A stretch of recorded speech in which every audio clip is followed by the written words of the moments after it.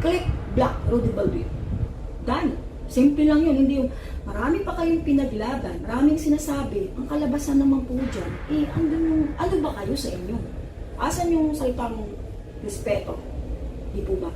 So sa akin lang kasi is, awareness lang itong binibigay ko. Ha?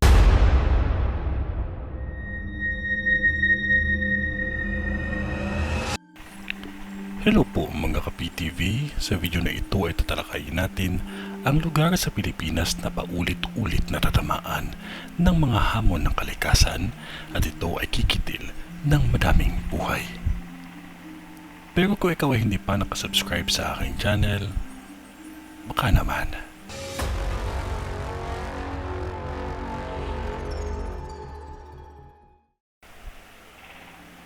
Nakikita ko ang mga landslide na paulit-ulit sa anumang panahon, maulan man o mainit ang panahon.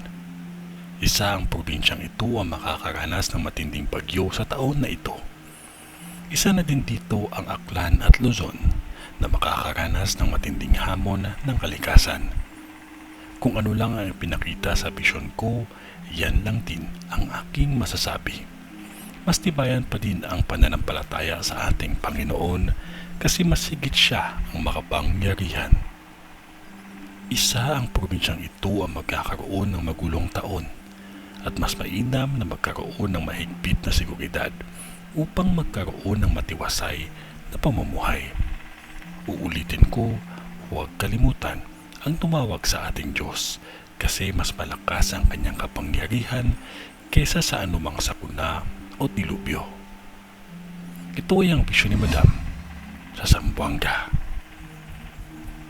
Kung ano man yun na wala pa rin makakatalo sa taimtim na panalangin natin sa Diyos, kaya magtiwala lamang po tayo sa Kanya kasi mahal niya po tayo. Sa ngalan ng Diyos Ama, ng Diyos Anak, at ng Diyos Espiritu Santo. Amen.